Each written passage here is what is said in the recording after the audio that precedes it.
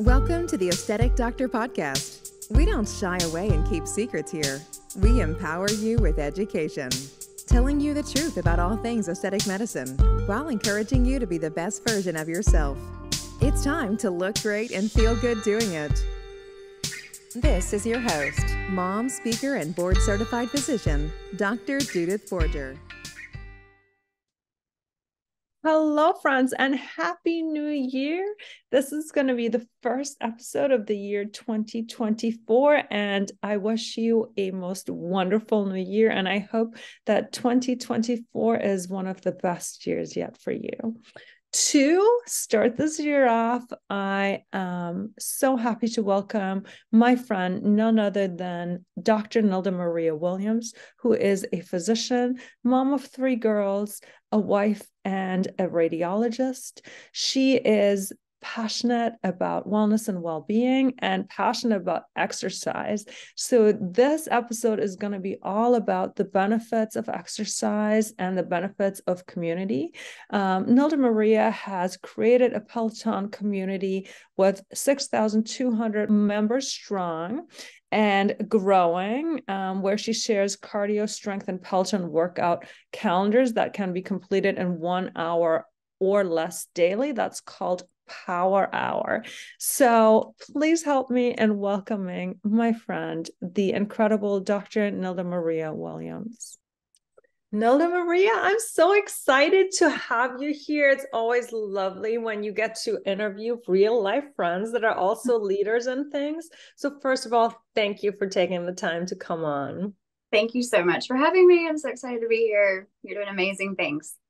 Thank you. So are you. So, this is going to be the first episode in January, and I thought it was just so fitting to have you on because I want to say the number one resolution that people probably have come January 1st is to increase their health, is to increase their wellness. And for a lot of people, that means setting exercise goals. And like I said in my intro, you are not only like a host of all amazing things, you are a coach, and you are also a certified personal trainer, and you put together this amazing workout schedule for thousands of people to follow. So I think you're like one of the perfect people, and your physician, of course, to tell us really about, like, I think we all know it, but let's start from the beginning. So what are the biggest sort of benefits of exercise, not just for health, but also for just emotional well-being and the ability to cope with things? Yeah, absolutely. So honestly, for me, exercise is more about the mental well-being. As a mom of 3 little girls, 7, 5, and 3, a full-time position, my husband being a full-time position. And I mean, stay-at-home moms too are incredibly busy. I always say it would be harder for me to be a stay-at-home mom than a physician. So, I mean, we're all extremely busy. And for me, exercise is that time for self-care. I like to work out first thing in the morning, so there's no excuses, and I have it done. And then I just start the day so much better. I have so much more energy. I have so much more clarity. I feel much more just driven, and I'm in a better mental space, even later into the day when I get home for my children. So for me, I'm motivated to exercise for reasons like that. I honestly have always, exercised. I've been active in sports since I was little. I played, high school sports. I was on the extramural teams in college. I've played the USTA League tennis. So I've always been active. I want to say I've always been, kind of fit. I've not been overweight. There have been times where I put on not the freshman 15, but it was after I graduated from college, the whatever you call that, 15. And I did then have to get like a little bit more disciplined with my diet, really. I mean, I was exercising, but as we all know, it's a lot more to do with nutrition and diet than the actual exercise. So for me, the exercise has been more about the mental space and the mental well-being. And then also, of course, all the physical benefits. I want to be strong for my children, just to be active.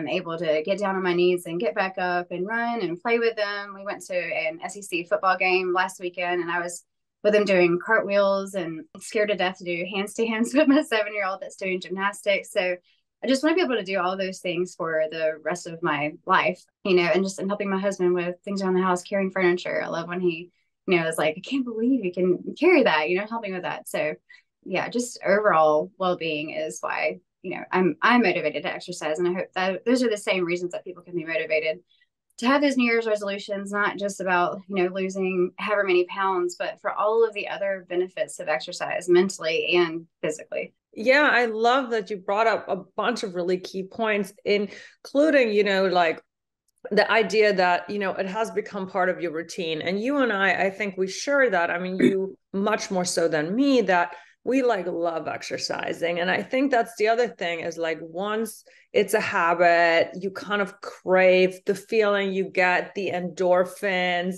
the agility, the strength, I'm not fast. I don't do anything that requires being fast, but you know what I mean? For some people, it's probably the speed, the ease. And so we really hope that people aren't just sort of driven to exercise because they think it will get them to a physical goal, but really for the love of exercise. And that, we don't expect people the first day to love it. Let me tell you, whenever I've taken a break, the first day is going to suck. So all you New Year's resolutioners, we are cheering you on because this is the hard part of making it part of your routine, right? Yeah, 100%. So it's about the habit loop formation is what you're talking about. So at first, we can start with an extrinsic motivator, I want to lose, 20 pounds, but then you have to go a little bit deeper to the why. And you can think of the health benefits for being active for your kids and things like that. So kind of have different motivating factors going on. And then as you do the thing, you can have a reward for yourself. Okay, when I not just lose so many pounds, but say if I show up to work out for, 3 days a week and start with the SMART goals. I hope all of the New Year's people look up SMART goals and use that model. You want a goal that's sustainable, that's achievable. You want to have, motivators and a goal that's achievable, something that's 3 days a week, not saying, I want to lose 30 pounds in a month. Just start with short goals and achievable goals. And then as you reach those goals, you can have a reward. I will, buy a piece of athletic wear from, wherever you like to buy your workout clothes. And then as you keep doing that, keep doing this loop of, achieve this achievable smaller goal and then have this reward. As you keep going through that, you will start to reap the benefits of actually feeling good, when you exercise. It's that discipline at first of showing up. It might be something that you don't want to do. You don't enjoy exercising, but we hope that as you find that exercise that you do enjoy, and just as you start doing it, you do feel those endorphins, and then you become intrinsically motivated to keep showing back up to work out. So at first you have these external things that are motivating you. Then as you achieve your goals and you are, doing this thing that you're working on, you start feeling the actual benefits of it. Then you will be intrinsically motivated to continue. And then sometimes, as much as I know that I love exercise, I go through funks where I'm not feeling it. And we just went through a house fire a month ago. And at first there was just so much going on. And I thought that I would immediately be working out as part of my mental well-being through all of that. But honestly, just felt I needed to sleep. And so for 2 or 3 weeks, I was I'm just going to let myself just sleep and rest. And then after a while, I just kept feeling like a couch potato. It was just not, I was I'm kind of enjoying not working out. This is great. But then I started to feel okay, my energy is down. My mental space is not as good as it usually is. I need to get back into my working out. So at that point, I wasn't as much feeling intrinsically motivated, but I just knew that I needed to do it. So that was where I just had to have the discipline to say okay, I'm going to get back into it because I know that I will feel better once I get back to exercising. And so what helped me with that was joining, we're big into Peloton, and there are these challenges called these Power Zone challenges. And they give you structured rides. It's 3 days a week. And you join this community of people that are following the calendar. And it has this specific start date. I was okay, I'm gonna do this thing, commit to this, and have this team that I'm accountable to. So I had to kind of give myself that, in order to get back on the bandwagon.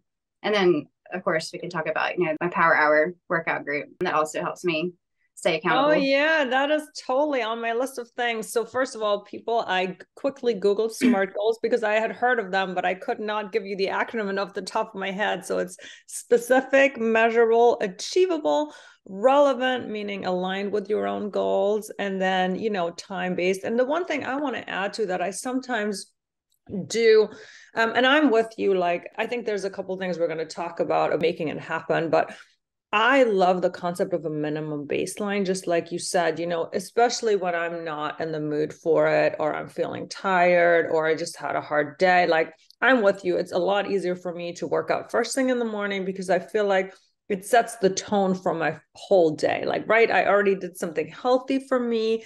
I already took care of my body. So then it's a lot easier to be like in this, like, oh yeah, I might as well eat a salad at lunch. Like, oh, I might as well skip on that little Twix candy bar. Like, right. So I do love the idea of setting your day off right, just like you. And then I also love the concept of a minimum baseline. So sometimes I will be like, instead of doing nothing, I will be like, okay, I'm just going to do 10 minutes of core or 10 minutes of arms. And the lovely thing about Peloton, we're going to talk about Peloton, is it tracks your minutes at the end of the year. And just like those little tiny habits stack, first of all, number one, by the time you normally do 10 minutes, it's really easy to do another 10 minutes and another 10 minutes. And then before you know it, you've done like 20 or 30 minutes. But even if that's all you do, at the end of the year or at the end of the month, those 10 minutes really like add up. So what I was actually going to talk about, you brought up sort of your group and the value of a support community and accountability. It was one of the big things I wanted to talk to you about it. So thank you for segueing into it. So, Nilda Maria and I, we met through Peloton, like 4 years ago or something like that. And we have been friends ever since, met up so many times, went on vacation together, lovely times. But she has really become this like leader in the community, again, for allowing others to have a virtual accountability group, for creating community.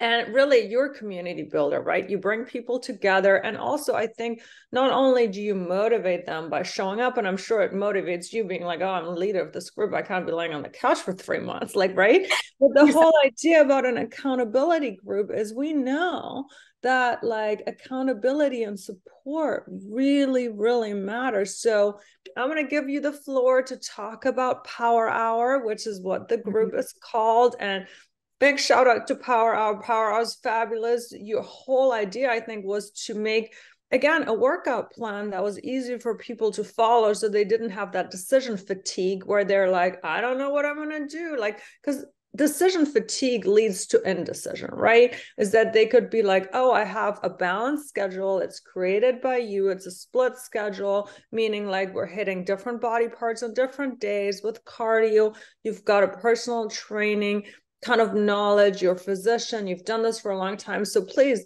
like, tell us about Power Hour, first of all. And then I would love for you to just talk about really the power of both a support community and accountability as a whole. Okay. Of course, I have so many thoughts on everything that you have said. Listen, you've got the floor. Yes. So for anybody that does not Peloton, I still hope that they will listen to this and consider making for themselves a schedule like I'm talking about, or any kind of like scheduling, and they can create their own accountability groups. If it's like with your neighborhood moms where y'all say, hey, we're going to show up, I've made this workout plan, or y'all take turns making the workout plan and you show up together. So this is applicable for everybody, even outside of the Peloton world. So the first actually workout community group that I had made, which is not anything I'd ever done in my life before. Like I said, I played high school sports and all, but the first community workout group that I made was for a group of Peloton female physicians. So I had a 4-year-old and a 2-year-old at home. I was 1 year into working as a full-time physician, my husband 2 years into doing that. And I was pregnant with our third baby. And I felt like I was drowning. I just mentally was just off the chains. I was like, I need some time for me back. I was used to having my time to work out and do some self-care, but I had lost that. And unplugged for Peloton, I didn't have time to go to the gym, or I could, go to the gym before leaving for work in the morning, but then I'd have to remember to pack all of the things. And then I missed out on that time in the morning with the girls, and taking them to school if I wouldn't be able to come back. Right? We're already working out at 5 a.m. Like at that point, you have to get up at 3:30 or 4. Yes. So having the convenience of the Peloton or any at-home workouts was, essential for me as a full-time working mom. And then, just the ease of fewer steps, so decision fatigue, not having to like pack a whole bunch of clothes, my workout clothes and my work clothes and everything else. All I had to do was roll out of bed and, get on the mat or on the bike. And I would lay out my workout clothes the night before. So again, it's just eliminating all the steps and all the possible deterrents to getting to your workout. So created, well, I was wanting to do, there were the power zone stuff we talked about. There were just things that I wanted to do with Peloton, but I was pregnant. I was like, I need to wait until after I've had my baby to really get into this like rigorous activity. There was a strength program and on the Peloton bike, and there was a bike program. And I wanted to do a combined calendar of the two. And so I made that calendar and I shared in the Peloton Female Physicians Facebook group, which has how many members? Thousands and thousands of members. If there are any other people that are interested in joining me in the accountability of following this calendar that I've made. And again, it's, pre-made for all of us. So you just have to show up and just follow the calendar. You don't have to think about it. We'd love to have you. And so it was a group of about 25 of us. And that group is still going strong. And as Judith said, we've all had multiple meetups. Jude and I are, like very close within the group. There are a few of us, like very close, Francis and Christina in our little Raiders group. So we had this group and all have become like very close. And this was through COVID. So this accountability group was a community of support in all of the ways through COVID, especially as physicians, and also making sure that we were still working out and doing that self-care component also. And, Jude, there were times when Jude would post, she's an ER physician, extremely busy and longer shifts. I'm used to working like an 8 to 5, but you will work like 10 to 12 hour shifts. And I don't know how you find time to work out during those times, but sometimes what she would do is she would just do, she's like, I'm committing to like a 10-minute core or 10-minute Pilates. And she motivated me, posting all that motivated me at other times to do that too. I was like, Jude was so good about doing her little 10 minutes. I was like, I'm going to do at least my 10 minutes, It's been very helpful having the community of accountability. Just seeing other people posting about their workouts, it makes you kind of feel like a little bit of guilt tripping, like, oh, I need to do it too. If people post about it makes it the norm, right? I think what it does, other than guilt tripping, is I think it normalizes it.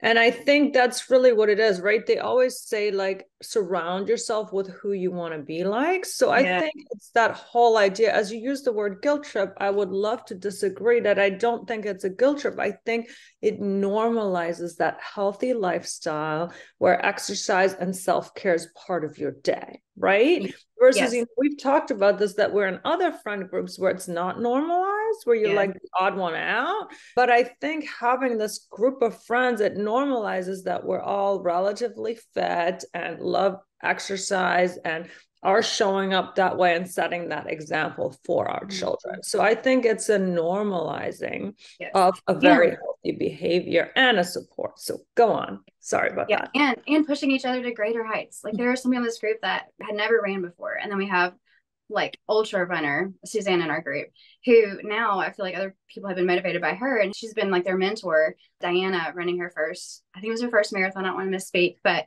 just people running the distances that they never had before. So we've all like lifted each other up and motivated each other to go to greater heights, not only, in our exercise, but also in our work lives, our professional lives, and encouraging each other through our entrepreneurial ventures or our leadership positions that we're pursuing within our work. And just having a community like that has been absolutely amazing. It's not like anything else I can find in real life. And people always speak negatively of social media, but there's so many great things you can find from social media. It's like I had to reach out to a network of 4,000 physicians, let's say in PFP, Peloton Female Physicians, to find these 23 ladies from around the world, really, from Canada and from Australia, who are like-minded, in me. And we are just such a strong, amazing group of women and really like push and motivate each other. And I am so grateful for that. So within that group, I was making these calendars combining strength and cardio, and we were following those calendars. And I've been doing this for about 2 years. And I was just like, as long as I'm doing this anyway, I'm sure that there are other people, who could benefit from this. And so I created the Power Hour group where I could share these monthly calendars. And, I'm not selling anything. I'm not making any money. I just love helping people and empowering people and giving them the setup, to succeed and pursuing their health and wellness goals. That's what this, calendar and sharing it now for anybody to see is all about. And so the way that the calendar is structured for the Peloton people and also for other people, but to both aspects of this. So at first I was making my own calendars, and then of course it was a bit of work and I had a newborn. And so I started following other workout calendars that were available through other groups that do Peloton.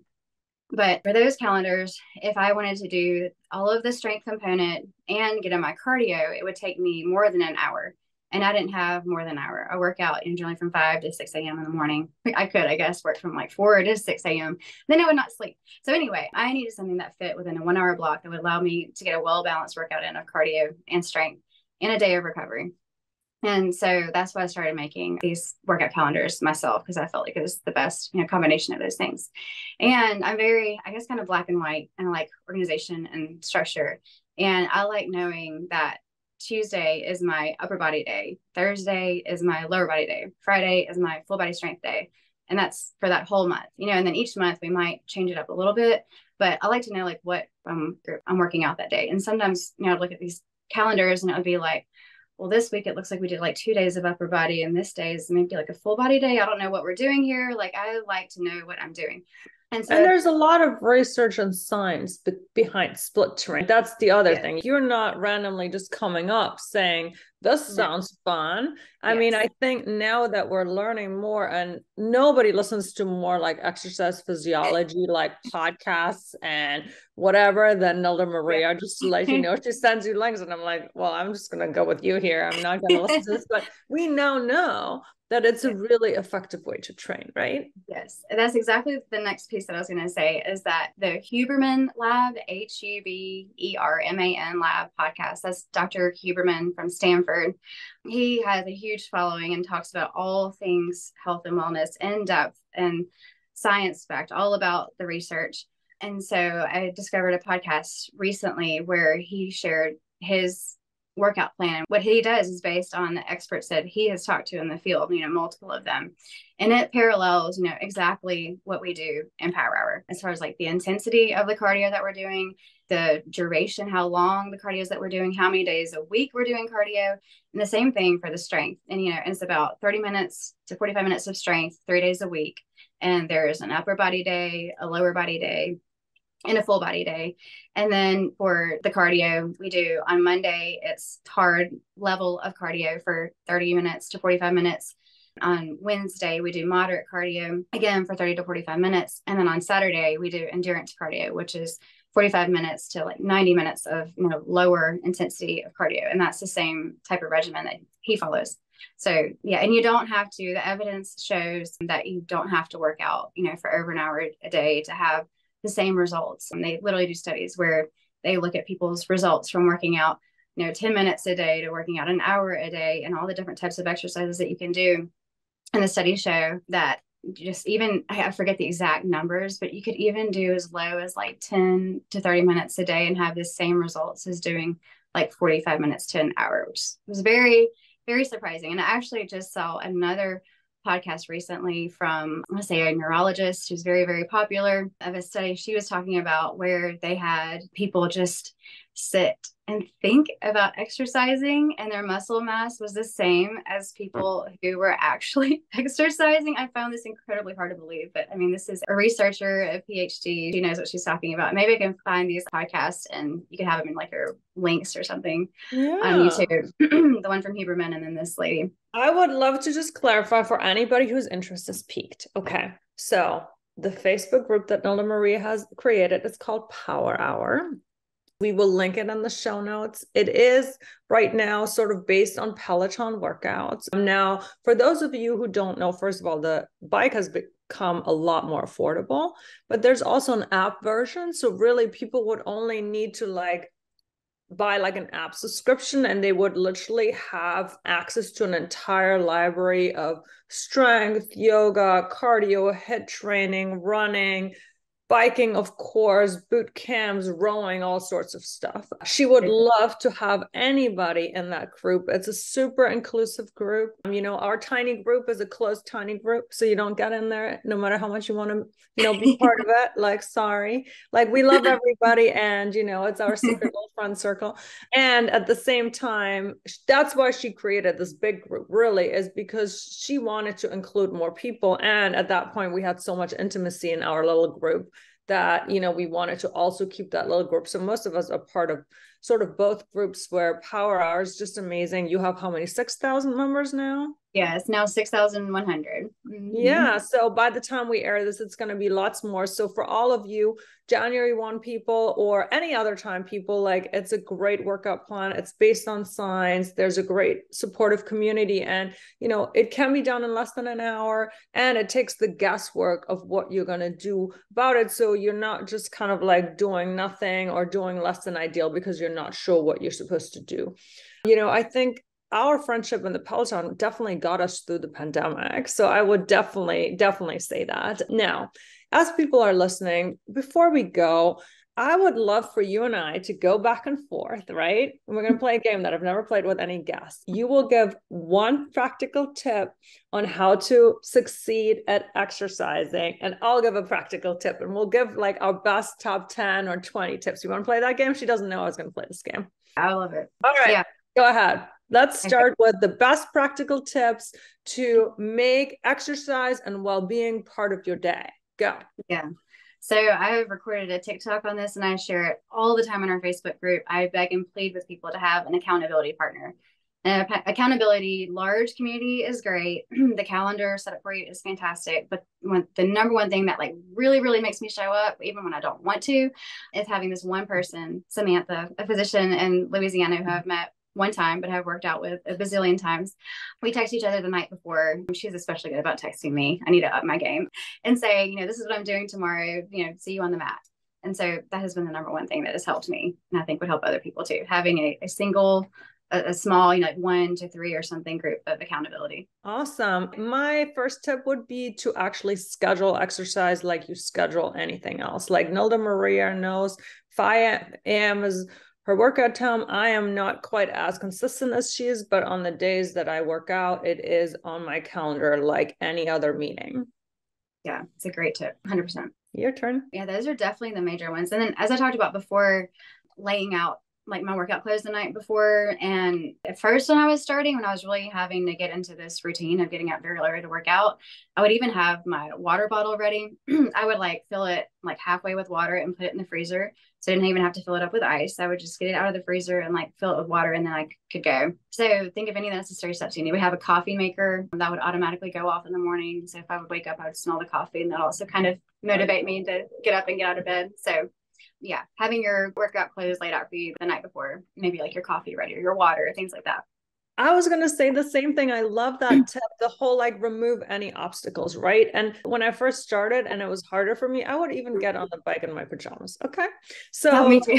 you know, whatever you need to do. So remove any obstacles. I guess seeing that you took that one, my next one would really be like, try different parts of exercise until you find one that you love. Even though we say, look, research shows this, that, and the other, like, even though like I love Pilates, so I do a lot of Pilates and it's just what I love, and that makes it just so much easier to be consistent. So I would say like, try new things, see what you love, and you know, like, it's so much better to do an exercise regularly. So find some things that you love.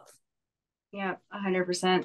I try and say that too in our workout group, and just to my friends who aren't into Peloton, you know, they've tried and they just don't enjoy it. I'm like, that's okay. You know, like, I'm not for pushing anything on anybody, but I am about pushing you to keep exploring and trying different things until you find that form of exercise that you like. It might be tennis, it might be badminton, it might be, what's the new tennis? Pickleball. Yeah, pickleball.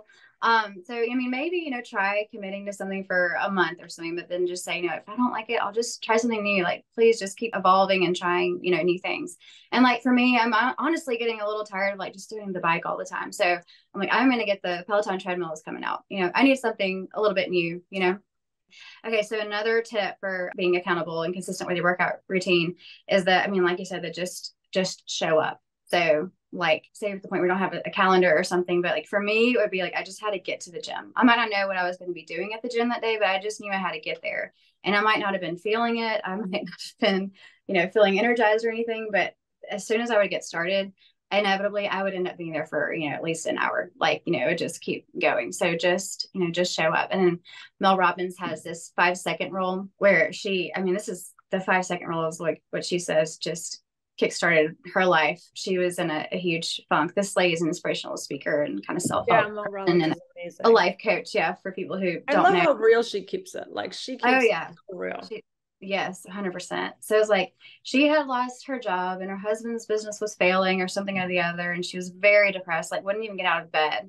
But she would just, for some reason, she had started this thing. When she would wake up in the morning, she would just count 5, 4, 3, 2, 1, and then just put her feet on the floor, So same thing for, if you're getting up in the morning to work out, it's gonna be the first thing that you're going to be doing. That alarm goes off. Just count 5, 4, 3, 2, 1, and just go. That takes the cognitive, aspects out of it, where you start making these excuses and everything. It just puts you more like on an autopilot, just get your feet on the floor and you will go. Same kind of principle of just show up to the gym. Yeah, sometimes it's okay to not feel like it, right? And even people that do it regularly, and I think when people haven't been in the game in a while, they're always, but it's okay if you don't feel like it. Sometimes you just got to do it, right? And I guess my next tip is, like you talked about the Power Zone challenge, but one of the things we do a lot too sometimes is the Apple Watch challenges. And so it's that same thing as like in way back when we would try to win the Apple Watch challenge, but now we just call it the Close the Rings challenge, where basically you commit to doing, your standing and your burn calories and your exercise calories. And the minimum is really 30 minutes. So we call it, you close all your rings. Again, you have a team of 4 people, you text each other, you motivate each other. And again, if today I want to do an hour of biking, that's wonderful. If tomorrow it's a busy day and one of my kids is sick and we went for a walk at lunchtime, what I mean? That's our activity and exercise for the day. So I think, like you mentioned, the Power Zone challenge, I think, again, joining these little challenges that almost gamify exercise, I think, is another great tip. 100%. Yeah, I'm glad you brought the last tip of the day, and then we'll be done with this game. Okay. Thank God. No, I love it. I mean, are you kidding? I love this stuff. I could talk about it all day. I'm so glad I have the opportunity to do this for an hour. I wish I could do this every day. So to elaborate more on yours, and then the last tip that I have, so the Apple Watch challenges. So I had said that the Power Zone challenge is going to be my way that I kickstarted off of the house fire to get back into my exercise routine. But actually preceding that, ended up joining one of the Apple Watch challenges like a week before it started with you and Christina and Francis. So good to be reunited in that challenge. And that's actually what even got me started even sooner than I was planning on. So yeah, I mean, that had me working out. For the goals for each person is a little bit different, but you go to the App Store, search for the challenges app, and then you can invite friends to compete in individual challenges, or you can have teams of 4, and you'll see all that on there. You can go through the steps, and you do a minimum of 30 minutes of exercise, I believe, and then you have to stand for a minimum of, it's like a 9-hour challenge. And so the standing is that you have to stand for 1 minute straight within each hour. That's how you don't have to be. You don't have to stand. You just at least have to get up off your desk. I think that's just at least get up off your desk. Yes, which is, it is only when I'm doing the Apple Watch challenges. I'm a radiologist, and so I sit at my desk all day. It's only when I'm doing the Apple Watch challenges that I'm very good about making sure I stand up and even go to the restroom. I'll hold it all day. So it's only with the Apple Watch challenges where I'm good about that, and I feel so much better. So yeah, so those are fantastic. The last tip. So if you fall off the bandwagon, if you're you feel like you're a failure, you didn't show up last week, you didn't achieve your small goals, don't give up. It's not all or nothing. You're in this for the long game. It's a journey, and don't be so hard on yourself. Give yourself grace. Like I said, I was in this funk, and I didn't beat myself up for it. I was I'm going through a lot right now, and it's okay that I'm not in the mood. I know that I'll get back into it and it'll be okay. And even after, sometimes of recovery, you come back even stronger. The last time, there's something about September now that I'm realizing it. The last time I had a long lapse like that was in September, 2 years ago or something. And it was 2 weeks of not exercising really, 2 or 3 weeks. And when I went and got back on the bike, I hit a PR that I've not been able to hit since then. And that was there is a personal record for those of you who aren't in with the lingo. Thank you. Yes. Yeah. So recovery, is essential. So say you've been at it, and then for a or two, you're like, just, you're over it, you're feeling miserable, maybe you're sore, that break can be actually good for you. But I just encourage people to like, don't give up, don't throw in the towel, give yourself grace, and you can just hop right back in. That was like the perfect tip to end this game and the segment on, because I think you're absolutely right. Like everything, it is, you said it so beautifully. It's not an all or nothing, right? It's a journey. You're thinking about your life and your health in the long term, right? It's not about whether you meet your 20-pound goal or your 30 days of uninterrupted exercise like this year. It's really about being the healthiest you, being the wellest you, if that's a word even. And, you know, like, again, most of us like are sort of like, you know, in I'm in my 40s, you know, and, you know, we're thinking about, yeah, what kind of moms do we want to be? What kind of grandmas do we want to be? Like, you know, I don't want to be that person that they have to push in a wheelchair on the cruise, like, right? I mean, hopefully I'll live that long, but you know what I'm saying. So thank you for that. Nilda Maria, you're amazing. You do it all. Like I said in the intro, like wife, mom, physician, power hour creator, like wellness champion, all of the things. Thank you for sharing yourself with our audience. It was such a pleasure. And before we go, why don't you tell everybody where they can find you and your power hour group? Yeah. Okay. So my Peloton leaderboard name is Rad Mom Doc. Rad. Are there underscores in there? Yeah. Rad _mom _doc. And that is also my Instagram account, which I will sometimes post the Peloton workouts there. But the main place that I think y'all would all probably like to go is the Power Hour workout group on Facebook. So if you Google Power Hour Peloton, then you should find us. It's a red picture. And then just wanted to show too. This is an example, if y'all can even see, of the Power Hour schedule, but y'all just join the Facebook group and you can see it in all detail. Yes, and it's printable. She posts links. Like, this is a whole thing, okay? Yeah. It is really meant to make your exercise as successful and without sort of taking the guesswork out of it. So, well, again, thank you, Nilda Maria. Thank you, everybody, for listening, and we will see you next time. And please share your goals with us, and we are cheering you on in your exercise and life goals this year and always. Thank you.